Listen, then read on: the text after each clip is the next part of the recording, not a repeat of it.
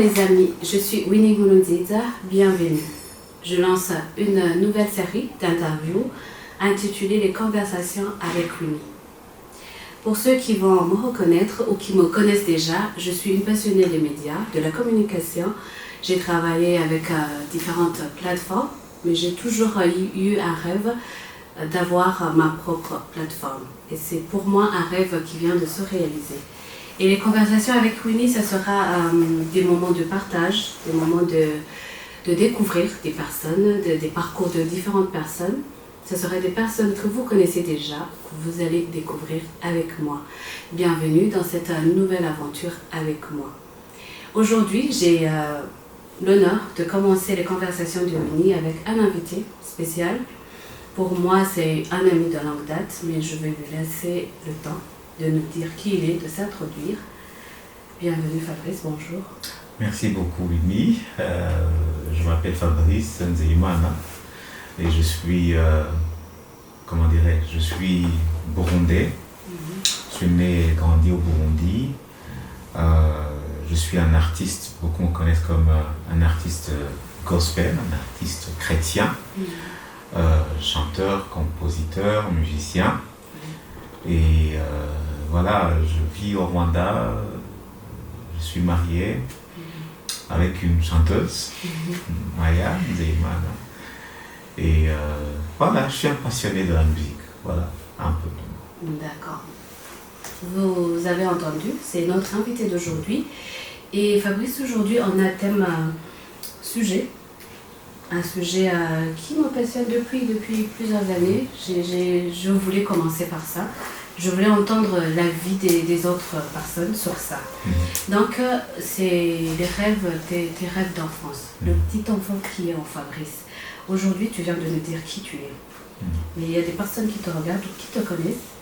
Est-ce que Fabrice, que je vois aujourd'hui, Nzeyimana, chanteur, compositeur, mari, papa, quand tu étais, on fait un retour un peu en arrière, Fabrice en primaire, 5 ans, 6 ans, 7 ans. Quand ton papa te demandait, Fabrice, tu vas devenir quoi? Nous tous, on nous a demandé, tu vas devenir quoi? Tu vas étudier quoi? Tu vas... Est-ce que Fabrice répondait quoi à son papa? Alors, mes rêves d'enfance, quand j'étais enfant, il faut d'abord peut-être peindre le décor de cette époque-là.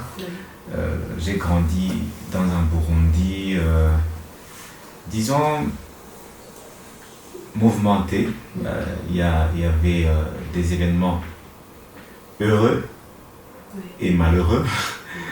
C'était un Burundi qui vivait des périodes de crise.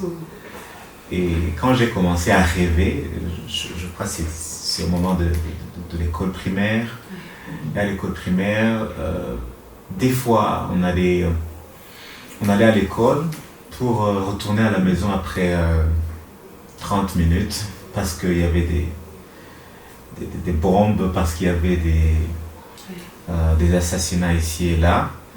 Et moi, le petit garçon que j'étais, mon rêve était de faire quelque chose qui puisse changer ce décor. Des fois, en classe, parce que les gens, mes camarades de classe, peut-être je les voyais un peu dans un état de peur. Des fois, je me mettais à chanter. Je me rappelle que quand j'étais enfant, je chantais beaucoup les chansons de Bob Marley. Je ne connaissais pas l'anglais, mais je savais que c'était quelqu'un qui parlait de la paix.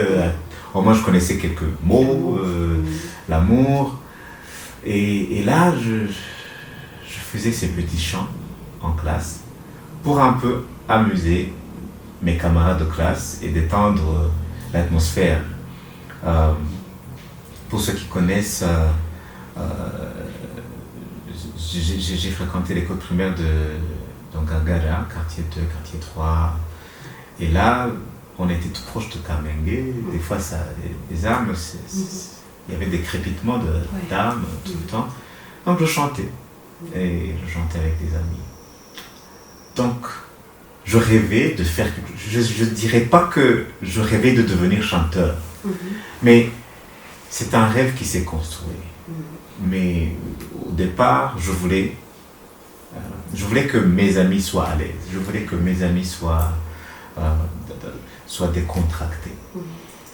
Et j'ai rêvé de beaucoup de choses. Je me rappelle que je rêvais aussi d'être prêtre. Ok. Bon, pourquoi prêtre? Parce que je voyais que les gens écoutaient le prêtre. Il avait un message et les gens étaient là. J'étais passionné par l'Église catholique. Je voyais les gens qui sont d'habitude bruyants, qui arrivent à l'église et qui se concentrent et qui écoutent. Et je me disais, ça c'est une bonne plateforme. Tu aimais parler devant l'audience, donc... En fait, c'est comme si j'avais toujours un message à raconter, à donner. Et je voyais le prêtre comme quelqu'un qui est capable de parler et les gens sont capables d'écouter. Et voilà, ça c'était mon deuxième rêve. Et après ça, je voyais des présidents de la République qui parlent et qui... Tu voulais aussi devenir président. Et des fois, je disais à mes parents, peut-être je voudrais être président. Mais ce qui me passionnait, c'était ce fait de voir quelqu'un qui lance un message pour que les autres écoutent. Parce que, disons que je suis quelqu'un d'habitude, je crois que vous me connaissez aussi, on a été amis on est amis depuis longtemps, à l'université et tout ça. Je suis quelqu'un qui aime donner mon opinion par rapport à qui est à l'aise, qui n'a pas peur de dire ça. Et donc, avec l'état dans lequel mon pays se trouvait, je me disais, écoute, nous autres jeunes, que pouvons-nous faire? Et en découvrant la musique, je me suis rendu compte que finalement, tout ce que je voulais faire, je peux le faire à travers la musique. Parce que, imaginez, même le prêtre, il peut parler, et le lundi, les gens oublient. Mais le chanteur, quand il parle,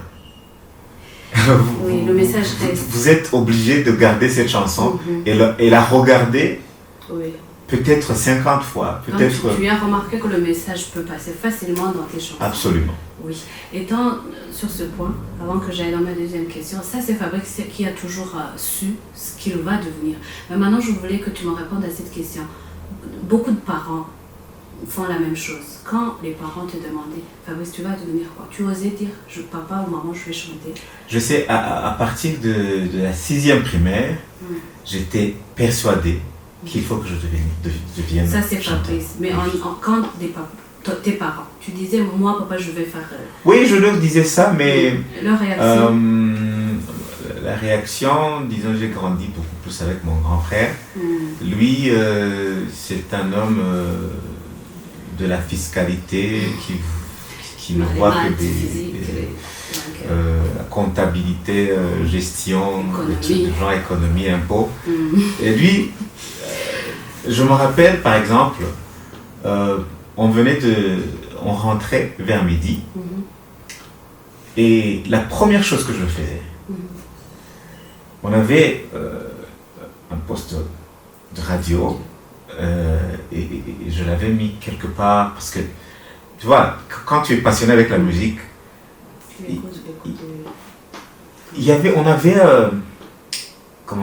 on avait cette radio, mais j'aimais pas comment le son. Donc je l'ai mis. Régler. C'est les petites radios de... Non, c'était pas petite, mais c'était moyen. Mais je voulais beaucoup plus de basse. Alors, je l'ai mis quelque part où je pouvais entendre. Tu faisais comme le travailleur de maison qui mettait des radios dans des... Comment on appelle ça? Des vases là. Ah voilà. Okay. Donc je rentrais de l'école et j'allais, parce que vers midi 30, midi 45, la deuxième chaîne RTNB jouait de la musique classique. Oui, je m'en souviens. Et cette musique classique avait la particularité de ne pas avoir de paroles. Donc c'était des instruments. Oui. Et moi, j'en profitais pour composer mes propres paroles. Wow. À l'âge de... J'avais, je dis, 10 ans, 11 ans. Donc, je mettais mon oreille là j'écoutais et j'essayais de composer. Je mettais mes propres paroles. Par après, donc vous voyez, quand mon grand frère donc, rentrait du boulot, il me trouvait en train de faire ça. Il me disait toujours un truc du genre, toi tu veux devenir comme ces voyous-là qui chantent. Et je me rappelle que c'était ça qui me décourageait. Ça te faisait mal? Ça me faisait un peu mal, mais moi je lui disais, écoute, moi je ne peux pas devenir voyou. Et il rigolait un peu. Parce que bon, j'avais de bonnes notes en classe. Et je crois que ça m'a beaucoup aidé parce que j'ai... D'accord. Bon, ouais. Et là, c'est Fabrice qui grandit, primaire, secondaire, université. Cet intervalle, je veux que tu me parles, tu dis aussi à les personnes qui nous regardent. Est-ce que ça a été tic-tac, tu es devenu chanteur ou tu as passé par, comme nous tous, primaire, secondaire, université, entre-temps, il y a des petits jobs, entre-temps, il y a des choses de la vie, entre-temps. Moi, je veux que tu nous dises, peut-être il y a des enfants ou des adolescents qui nous regardent, des garçons, des hommes, qui rêvent d'être le Fabrice de demain. Mais le Fabrice d'aujourd'hui, je sais très très bien le parcours. Il y a des bas et des hauts. Comment c'était? Alors, le parcours a été long.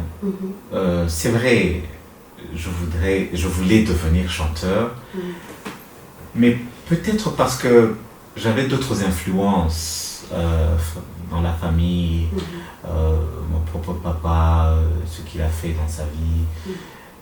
Je voulais être un chanteur, mais intellectuel.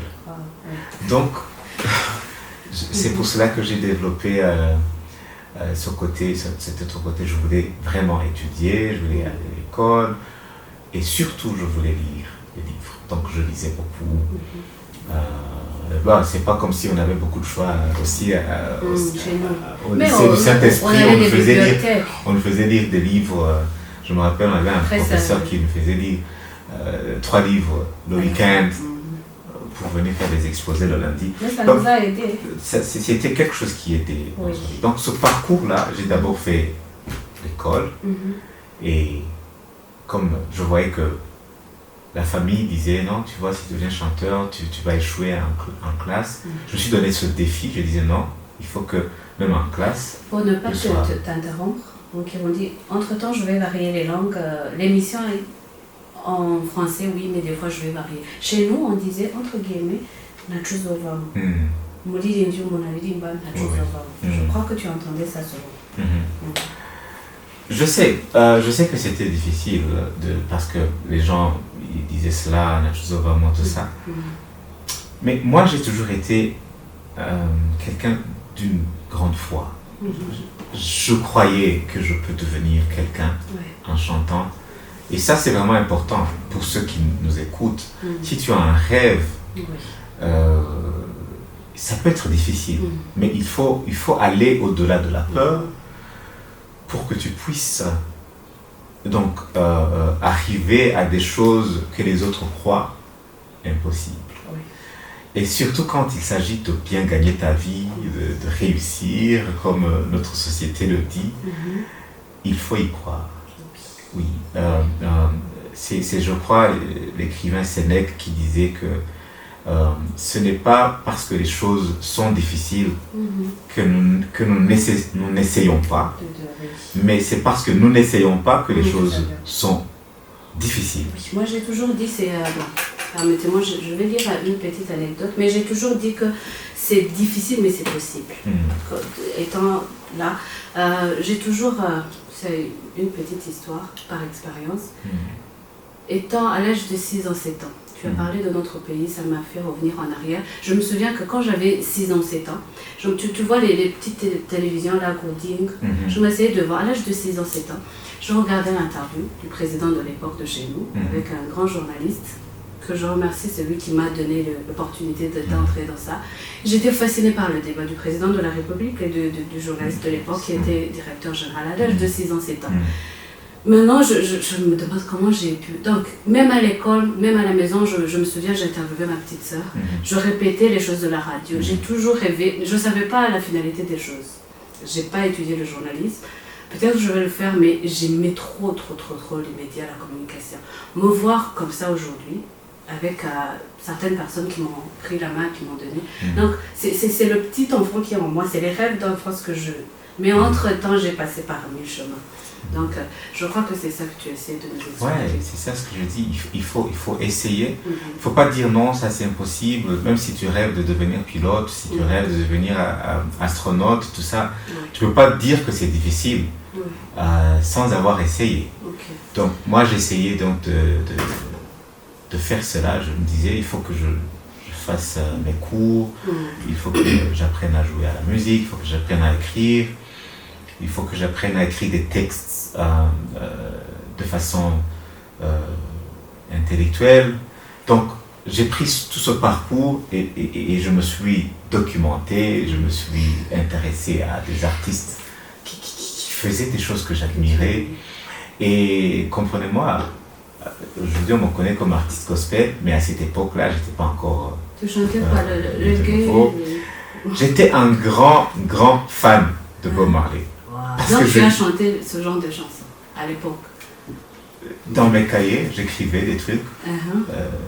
J'écrivais des trucs dans mes cahiers, voilà, ici, là. Okay. Mais j'aimais beaucoup son écriture, parce que c'était un gars qui écrivait, je voyais de la philosophie dedans. Je voyais du leadership, en fait. Et ça, donc, je me suis essayé dès cet âge-là. Donc, bref, tu t'es dit, je vais faire les études. Donc, on dit, tu as étudié, tu as terminé, et tu es entré dans cette carrière de chanter. Moi, je dirais même pas que parce que moi, je voulais étudier ce que j'ai étudié. Pour être celui que tu voulais, il fallait que que ça m'aide à devenir la personne mais que je aussi suis. Tu gardes une bonne image pour les parents. Pour que tu ouais, ça bien évidemment. Bien évidemment. Mais à un moment, j'ai essayé de combattre cette idée. De dire qu'il faut étudier pour les parents. Non, moi je voulais étudier pour moi-même. Et même quand je choisissais la faculté à l'université, je me rappelle, j'ai choisi le droit. Et beaucoup de gens m'ont demandé est-ce que tu vas devenir juge. J'ai dit non.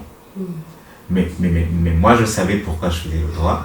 Je savais que ce qui m'importe, c'est d'aller à l'école et de comprendre le raisonnement juridique, comprendre les lois de mon pays, de comprendre tout ça. Parce que, écoutez, quand je dis chanteur, il y a un prédicateur américain qui s'appelle T.D. Jakes. Oui. Il a dit un truc que je dis toujours aux gens. Il a dit ça en anglais, je vais essayer de dire ça en anglais et traduire. Il dit, don't put a comma where God puts period. Sorry, so don't put a period where God puts a comma. Sorry, j'ai inversé. Pour dire, il ne faut pas mettre un point final là où Dieu a mis une virgule. Notre vie, c'est un cheminement. C'est vrai. Donc, je dirais que j'ai atteint tous mes rêves quand je ne serai plus. Je me suis toujours demandé, je suis une personne qui a eu le privilège d'être dans l'école de droit avec lui. Il était très performant. Je me suis même toujours demandé pourquoi tu n'as pas voulu être avocat ou juge. Combiner ça avec on connaît des chanteurs qui sont qui font d'autres métiers à côté. Pourquoi tu n'as pas voulu être juge, avocat et en même temps chanteur? Non, moi je voulais pas, j'ai jamais voulu être juge, avocat, j'ai jamais été intéressé par cela. Mais j'ai toujours été intéressé par le côté intellectuel des juristes. Tu voulais être un chanteur? Moi je voulais, j'étais passionné en fait par ce métier, non pas ce métier, mais par cette connaissance juridique, parce que je crois que dans la vie, j'aurais peut-être à faire beaucoup d'autres choses qui, à part chanter, qui vont toujours aller dans le sens de communiquer. D'accord. Comme il faut se rappeler, mon rêve c'était pas chanter, mon rêve c'était communiquer de façon à ce qu'il y ait un changement dans la vie des gens. Et cette communication, ça peut se passer par les chants, ça peut se passer par les prédications, parce que même quand j'ai l'opportunité de prêcher, des fois je suis en train de prêcher et je me rends compte, je me dis, mon Dieu, je remercie le Seigneur du fait que j'ai fait le droit. Parce que je prends toujours cette allure, pour ceux qui m'ont déjà écouté prêcher, je prends toujours cette allure d'avocat. J'aime défendre la foi. D'accord. Voilà. Et maintenant, c'est Fabrice qui est chanteur. Cette fois-ci, tu es déjà chanteur. Et j'ai aimé ce sujet parce qu'aujourd'hui, il y a des jeunes qui nous regardent, qui veulent être Fabrice. Mais maintenant, je veux que tu entres dans le... Maintenant, tu es chanteur, les études, c'est terminé, les parents, maintenant, dans ton parcours, maintenant de chanteur. Entre-temps, je suis très bien habillée. Je suis habillée par une belle femme qui s'appelle Grace. Je vais mettre en bas de l'émission le numéro et sa page Instagram. C'est chez Grace, elle travaille en ville. Et je vais donner aussi l'adresse. C'est juste pour vous dire que je suis habillée par elle. Je confirme, c'est joli. Merci. Donc, je t'expliquais. Ce sujet, c'était pour, peut-être oui pour moi ou pour les autres, pour dire que c'est possible de devenir, de voir tes rêves d'enfant se réaliser. Mais aussi, aujourd'hui, s'il y a un garçon et une fille qui nous regardent, maintenant, Fabrice est chanteur. Est-ce que tout est beau, tout est rose, il n'y a pas des obstacles, il n'y a pas de... Ok, il y a de bonnes et de mauvaises choses, mais je veux ton expérience maintenant en tant que chanteur. Ok. Il faut d'abord, s'il y a quelqu'un qui veut devenir quelque chose, le premier mensonge, c'est croire que tu peux devenir quelqu'un d'autre. Donc, tu ne peux pas devenir moi, tu ne peux pas devenir Winnie, tu vas devenir toi-même. Ça, c'est d'abord la première chose qu'il faut savoir. Deuxièmement, il faut savoir que les rêves ne peuvent devenir réalité que quand tu commences à les transformer en une vision claire. Et la vision elle-même, il faut la subdiviser en de petits projets réalisables. Voilà. Donc, en premier, tu as le rêve. Je rêve de faire ceci. Mais ça, concrètement, exemple. Je vais y aller de façon concrète. Par exemple, tu rêves de devenir chanteur. Ça, c'est un rêve. Mais maintenant, tu dois t'asseoir et définir ta vision. La vision est un peu différente du rêve. Le rêve, c'est ce que tu vois quand les yeux sont fermés. Je crois il y a Antoine de Saint-Exupéry qui disait, c'est un écrivain et aviateur français. Il a écrit un livre qui s'appelle Le Petit Prince. Il disait que c'est avec le cœur qu'on voit l'essentiel, parce que l'essentiel est invisible aux yeux. Donc, le rêve, quand tu fermes les yeux et que tu commences à rêver, ça fait du bien. Tu te vois chanter sur un podium tu te vois sur avec 1000 personnes. Mais maintenant, la vision, c'est quand tu dis, j'aimerais devenir un chanteur, musicien, qui fait ceci. Mon message sera celui-ci. Et voici ce que je vais changer dans la... Donc tu te donnes... La vision, c'est par rapport à ce que tu vas changer dans la société. Quand tu commences à définir cela, c'est là où tu as ta mission, donc tu définis bien ce que tu vas faire. Maintenant, quand tu as une vision, la vision, il faut l'écrire. Il faut l'écrire. Il faut avoir un plan d'attaque, un plan. Il faut écrire cette vision. Moi, je ferai ceci, et puis, en grandissant, je vois que ma vie va être... Voilà. Et quand tu as déjà ça, maintenant, tu commences à faire les premiers pas de façon pratique. Par exemple, moi, je me rappelle, quand j'ai découvert qu'il faut que je sois musicien, je me suis dit, il faut que j'apprenne les instruments. Je n'oublierai jamais l'époque, vers les années 97, 98. J'avais un voisin à Ngagara qui s'appelait Prudent, il avait un petit piano à la maison. Le premier jour, comment est-ce que j'ai su qu'il avait ce piano? Je l'ai vu partir, bon, je ne le connaissais pas personnellement. Je l'ai vu partir et j'ai vu là où il est entré, c'était dans notre quartier. Et moi, un jour, je suis allé, j'ai toqué à la porte et j'ai posé une question stupide. J'ai dit, est-ce que Charles habite ici? Il n'y avait pas de Charles. Et tu as fait ça exprès? J'ai fait ça exprès juste pour commencer une discussion. Oui. Elle me dit, non, il n'y a pas de Charles. J'ai vu une personne qui avait un piano. Est-ce qu'elle est ici? Oui, tu parles de Prudent. Et le Prudent est venu. Elle me dit, qu'est-ce que tu cherches? Je dis, je cherchais la personne qui avait un piano. Elle dit, c'est moi. Est-ce que tu sais jouer au piano? Je dis, je peux essayer. Je ne savais rien. C'est cette personne... C'est ta première fois avec le piano?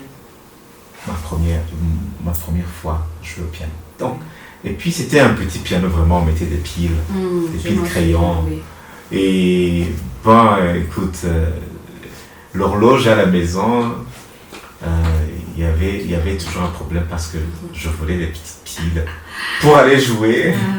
Parce qu'il m'obligeait, il faut amener des piles pour que tu puisses jouer. Donc, ça c'est juste une petite histoire pour te dire qu'il faut prendre un pas vers ton rêve, vers ta vision. Ne pas attendre que tout va... Et là, j'ai commencé à jouer le piano, et puis j'ai intégré la chorale. De l'école? Non, c'était à la paroisse Saint-Joseph en Gagara.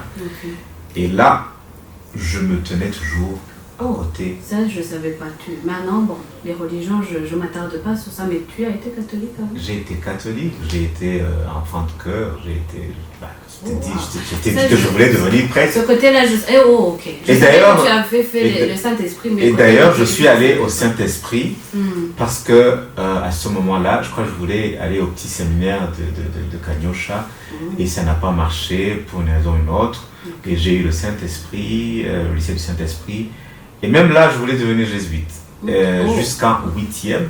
Je lui donné ma vie à tu étais prêt à être célibataire toute ta vie? Moi, j'étais prêt pour pouvoir arriver à ce rêve-là que je... Oui, je comprends. Rappelle-toi, c'était pas vraiment l'envie de devenir prêtre, mais je voulais être cette personne qui communique, qui donne des messages, qui peut parler à la jeunesse, qui peut... Tout ça. Et voilà, donc j'étais à la chorale, et puis quand je suis devenu protestant, voilà, j'ai aussi fait la chorale de mon église. Et c'est là que j'ai commencé à jouer au piano. On a commencé à m'enseigner le piano. Et j'ai commencé à écrire des chants. Et là, je veux que ça, j'ai compris. Des plans, tu viens de nous dire comment tu as pu. Mais maintenant, les paroles des personnes dans ta famille, maintenant c'est le Fabrice qui chante, qui a élaboré un plan. Mais comment l'entourage était comment, la société était comment avec toi? Comment un chanteur vit au quotidien avec ça? Bon, d'abord, on te dit, toi tu as étudié, tu commences à devenir chanteur. Comment est-ce que tu vas vivre? Comment est-ce que tu vas parvenir à oui, voilà, à te payer un loyer et tout ça? Au départ, c'était vraiment très difficile. Très difficile. Parce que ça me faisait mal parce que je voyais aussi que c'était difficile. Mais je m'étais dit, moi, je vais aller au bout de ma passion. J'ai fondé le groupe Heavenly Melodies en 2005. Le mois de mai, le 15, un dimanche à 16h. C'était la première en 2005. Et je me rappelle, c'est à ce moment-là que je me suis dit, ça va devenir ma passion, je vais y aller à fond, malgré... Mais aussi, peut-être moi, j'étais... pour ceux qui me connaissent, je fonce toujours même. Et tu avais le soutien des amis de ta famille? Ma famille, non. Ils ne comprenaient pas. Mais j'avais des amis qui comprenaient. D'ailleurs, j'ai des gens qui m'ont toujours soutenu, qui m'ont toujours encouragé dans ce domaine-là, des producteurs qui croyaient en moi. J'aime toujours citer leur nom.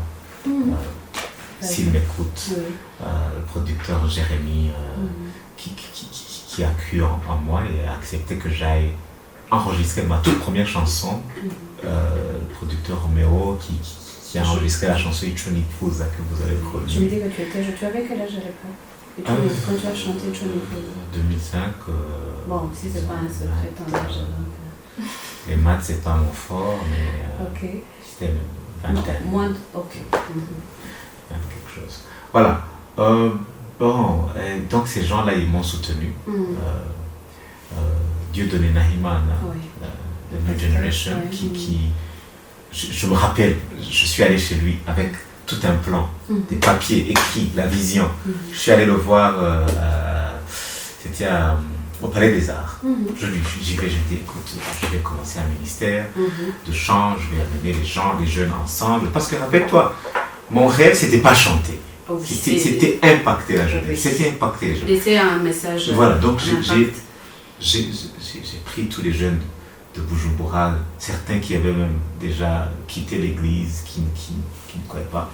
Pour la petite histoire, Heavenly Melodies a été le premier groupe à Bujumbura qui réunissait des gens qui venaient de différentes églises et de différentes ethnies. Je souligne ça. Pour un petit message aussi, il a essayé de me... Tu vois, à l'époque... De m'inviter à faire partie de... Bon, la voix n'a pas donné, mais...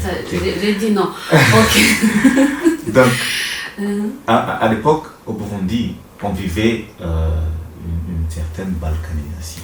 Donc, on avait des quartiers, Ngagara ici, Kamenge là-bas, et chaque quartier, quand tu disais je suis de Musaga, on connaissait directement, on pouvait deviner ton ethnie. Quand tu disais tu es de Kamenge, voilà, exactement. Et là, moi j'ai remarqué un truc un peu bizarre. Parce que dans chaque quartier, il y avait une église. Et tu comprends que l'église ne pouvait pas échapper à cette situation.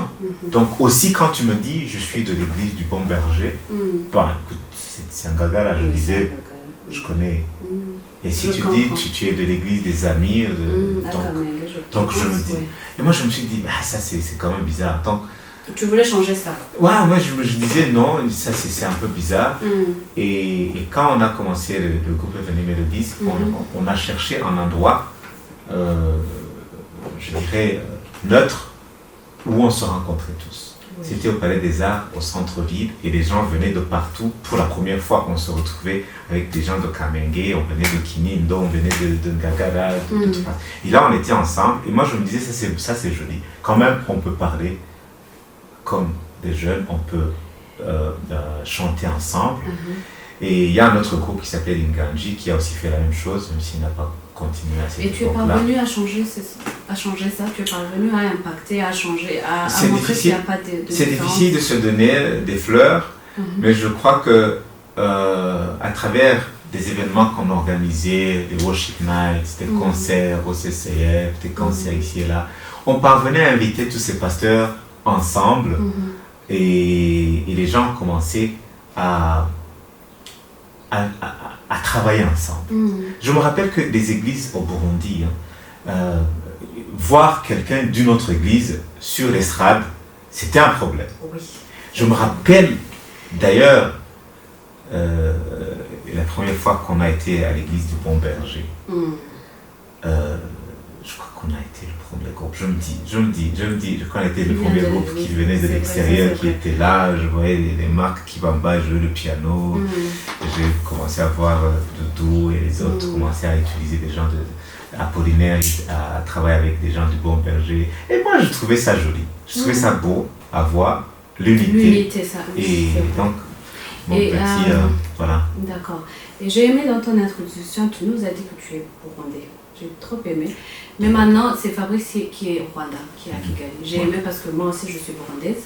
Mais ça fait longtemps qu'on habite ici. On est au Rwanda. Cette émission-là, c'est à Kigali. Est-ce que le Fabrice du Burundi, de Bujumbura, a pu déménager ici avec tout ce qui va avec le ballet? Tu as pu t'intégrer facilement, tu as pu continuer à travailler.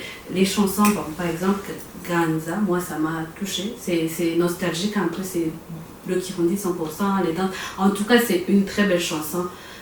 Pas seulement côté gospel, mais la tradition.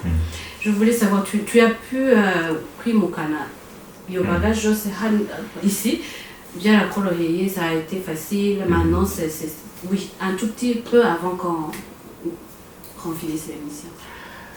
Alors, moi, je crois toujours...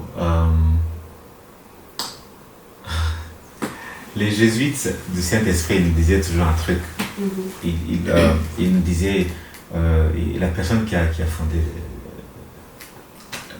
la communauté des jésuites, c'est quelqu'un qui s'appelle Ignace de Saint-Loy. On disait que c'est la formation intégrale de l'homme. Oui. Je me rappelle Samuel Endi qui était notre recteur. Il disait toujours ça, la formation intégrale de l'homme. C'est quoi ça? La formation intégrale de l'homme, c'est pas seulement avoir des connaissances. Je vais répondre à ta question, t'en fais pas. C'est pas seulement avoir des connaissances, mais c'est aussi apprendre à connaître qui on est, qui on doit devenir, et surtout les valeurs qu'il ne faut jamais abandonner. Et parmi ces valeurs, je pense que être né burundais, pour moi, c'est quelque chose que personne ne pourra jamais changer. Exactement. Même si je vais au Rwanda, je vais aux États-Unis, qu'on me colle une nationalité américaine, que je la cherche, je ne pourrai jamais changer le fait que je suis né au Burundi. Donc, pour moi, être burundais, ça fait partie de moi, de mon ADN, de qui je suis et de qui je dois continuer à être. Donc, les chants que vous voyez que je fais en Kirundi, avec la tradition burundaise, c'est parce que cela fait partie de moi. Il n'y a rien qui est capable de me prendre cet héritage. Et en venant au Rwanda, j'ai essayé de rester fidèle à moi-même, tout en m'intégrant, en travaillant avec les autres, en étudiant aussi ou en apprenant ce que je ne savais pas, parce que le Rwanda aussi a une culture très riche, a une population qui réfléchit peut-être de façon différente que la nôtre. Et tout ça, on s'intègre, mais tu ne peux jamais mieux t'intégrer qu'en étant toi-même. La plupart des gens croient que s'intégrer, ça veut dire s'effacer et gober ce que l'autre donne. Mais la bonne intégration, c'est affirmer qui tu es et accepter l'autre. Donc, j'ai pu m'intégrer et je travaille bien avec les Rwandais en étant burundais et en gardant ma culture. Et voilà, mais déménager, je n'ai pas déménagé la vision. La vision au Burundi, on a toujours les Heavenly Melodies au Burundi qui travaillent, d'ailleurs qui sont en train de préparer quelque chose de grand. Je voulais dire à Fabrice de Bujumbura, est-ce que quand il travaille ici, c'est toujours... Vous savez, le Burundi et le Rwanda, on a vraiment beaucoup de similitudes. Moi, je dis toujours, on est des frères et sœurs. C'est vraiment très difficile, très facile de s'intégrer au Rwanda. Donc, j'ai continué avec le même rêve. Je fais toujours... Et je sais que tu es aimé par beaucoup d'audience ici au Rwanda, par les Rwandais. Merci. Oui. Donc, voilà, j'ai continué à chanter. On a Heavenly Melodies au Rwanda, on a Heavenly Melodies au Burundi, et même dans quelques autres pays voisins. On fait toujours des concepts de conférences comme Overflow qui amènent les gens ensemble. Je rêve toujours cette unité de l'Église, cette unité des populations. Voilà, c'est un peu ça. Donc. Et on va vers la fin de l'émission, mais vers la fin, j'ai un petit segment qui est une surprise pour toi et pour toute l'équipe. Mais avant ça, je veux que tu t'adresses aux garçons et filles qui te regardent, même les mamans et les papas. J'ai compris par ton expérience que c'est difficile, mais c'est possible. Le petit enfant qui était en toi, qui était en moi, maintenant je suis ici. Bon, j'ai pas trop d'expérience, je suis pas journaliste qualifiée, mais je suis ici. J'ai toujours rêvé ça, mais je suis ici. Fabrice aussi rêvait de chanter depuis. Il est parvenu à faire ça. Donc je veux un petit message de 2 ou 3 mots, 5 mots pour les jeunes qui nous regardent. Qu'est-ce que tu peux leur laisser comme message aux personnes qui ont beaucoup de rêves, pas chanter, journaliste, beaucoup de rêves. C'est possible de grandir avec un rêve et de voir se réaliser. Adresse-toi à eux. Oui, d'abord, je voudrais m'adresser à la jeunesse. Toutes les personnes que vous voyez qui sont arrivées à accomplir de grandes choses. Ce qu'on ne vous dit pas, c'est que ces personnes font aussi autre chose. Des fois, on vous dit « Ah, c'est impossible de devenir chanteur parce qu'au Burundi, au Rwanda, en Afrique, la musique ne paye pas. » Mais écoute, je peux aussi faire des choses qui payent pour que je me paye la musique. Et en attendant que la musique soit au niveau de produire beaucoup plus. Tu peux être journaliste et chanteur. Tu peux être... D'ailleurs, pourquoi est-ce que vous voyez les grands... Les tomates au marché. Voilà, ceux qui vendent... ceux qui ont des hôtels, les grands, riches, tout ça. Des fois, tu vas rencontrer que... Tu vas te rendre compte que ils ont peut-être une alimentation ici. Oui, c'est vrai. Ils font l'agriculture. Ils font l'agriculture. Oui. Ils font l'élevage, ils font tout ça. Oui. C'est seulement les musiciens en Afrique qui croient qu'ils peuvent seulement vivre de la musique. Oui, ça c'est vrai. Mais moi, je ne suis pas ce genre de musicien. Je suis un musicien-chanteur qui croit aussi qu'on peut diversifier ses activités. Donc, c'est facile d'aller droit vers ton but et aussi, mais en construisant, en mettant en place une architecture qui te permet d'y arriver facilement. Donc, si Winnie aujourd'hui est assise ici et qu'elle rêve ou qu'elle vit son rêve de journaliste, peut-être que demain elle voudrait faire une chaîne de télé et tout ça. Oui, je veux ça, c'est moi. Il faut comprendre que pour y arriver, tu peux faire autre chose. Tu peux commencer à vendre des fleurs en Europe. Exactement. Et ça t'amène des millions de dollars. Faire du ménage dans des maisons. Et voilà, et tout cet argent-là va faire quoi? Va t'aider à réaliser ton rêve de devenir journaliste. Merci. Donc, c'est ça ce que je vous dis.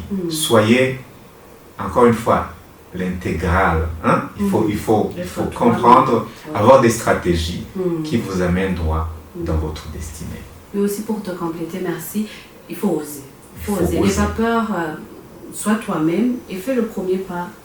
Tu vas voir la suite. D'ailleurs, là où je suis aujourd'hui, comme vous me voyez, peut-être que c'est pas là où ma vie va finir. Non, pas du tout. Moi aussi, là où vous me voyez, demain j'aurai une grande chaîne de télévision, je vais t'inviter. Donc il ne faut pas accepter de mettre le point final. Ok, vers la fin, j'ai un petit segment. Je savais, mes émissions avant être un peu sérieux des fois. Donc j'ai un petit segment où j'ai inventé, mais j'ai un ami qui m'a aidé à faire ça. Non, pourquoi des jeux? J'ai un ami, je le remercie, il va s'entendre. Entre-temps, j'ai une grande équipe derrière les caméras, je veux les remercier. Il y a des amis qui m'ont aidé à réaliser ça, je les remercie. Donc cet ami-là, je voulais quelque chose pour rire vers la fin. L'Académie française, pardonne-moi, ce mot-là, ça n'existe pas. Ça vient de, ok, tu sais, le blabla, tu comprends ce que c'est. Et c'est un verbe qui vient, c'est blablater. Ça, c'est Winnie qui a inventé ça et cet ami. Ça n'existe pas. S'il vous plaît, les Français, les francophones, ne m'attaquez pas. Donc, blablater, c'est un petit segment vers la fin de toutes mes émissions où je vais te poser une question. Sois toi, ne mens pas, ne cache rien. Je veux savoir un petit secret que tu as caché en toi. Un secret peut-être en France. Exemple, il y a des fois où on volait le sucre, où on volait des choses pareilles, mais que tu n'as jamais dit à personne. Je précise bien. Qui va me faire rire? Quelque chose de fun, mais un petit secret. Le segment là, c'est blablater. Tu comprends que c'est blablater.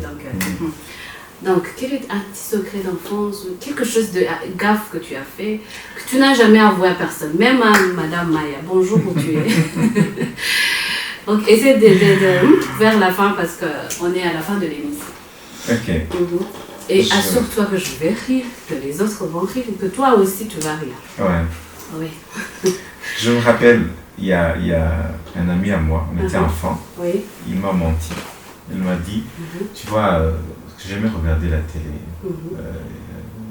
des informations 19h30, il y a ma cour. Et puis il me disait, parce que le journaliste en question, on était voisins. Okay. Je me rappelle, il s'appelait Ibashira Kandi, quelque chose. Il est décédé. Voilà. Donc ce gars, il me disait, tu sais que Ibashira Kandi, il habite dans cette petite télé. Donc il me disait, donc il habite dans la télé. Donc quand il donne des infos, c'est qu'il y est en fait. Okay. Donc on le rend petit, donc on était des enfants. Et tu y croyais? Et moi je me suis dit, non, j'y croyais pas. Mais j'avais des doutes. Je me suis dit, je vais vérifier. Alors j'ai pris des tournevis. Oh, wow. Et j'ai ouvert la télé. Un cherche De un chez livre vous. chez la Khan. De chez vous à la maison. Il s'appelle Libéral. Oui, c'est vrai, c'est libéral. Et je le cherche. Ok, c'était la télévision de chez toi. Oui. Tu as ouvert la télé. Donc, j'ai ouvert la télé. Tu avais quel âge? Mais aussi, vous voyez, c'était un peu ce côté Oui. Découvrir. comprendre le fonctionnement. Ok, tu as ouvert la télé. J'ai ouvert la télé Mhm. et malheureusement, malheureusement, mon grand frère est arrivé avant que je ne puisse Oh, moi je voulais fermer. me dire qu'on t'a frappé à cause de.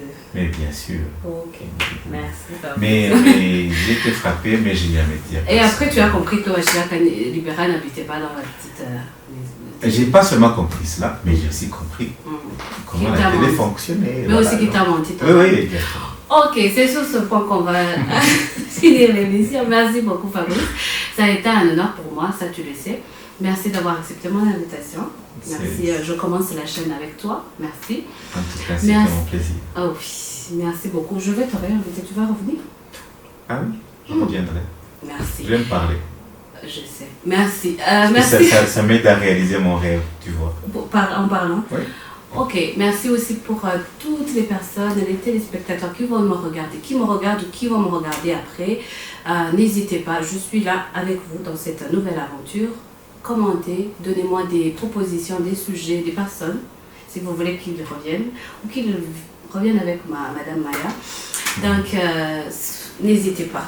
Et je voulais aussi remercier l'équipe technique qui est derrière la caméra. Vous ne les voyez pas, mais ils vont se comprendre. Mais aussi, je veux remercier certains de mes amis qui m'ont aidé à réaliser ce rêve. J'ai un grand paquet, je ne peux pas citer les noms. Lui aussi fait partie, une autre personne là-bas derrière. En tout cas, merci beaucoup. Et oui, je vais revenir dans la deuxième épisode. Et n'oubliez pas, j'ai été habillée, je serai toujours habillée. C'est mon partenaire, en tout cas merci, elle a eu confiance en moi. C'est chez Grace, chez Lubangola, 3e étage, numéro 309.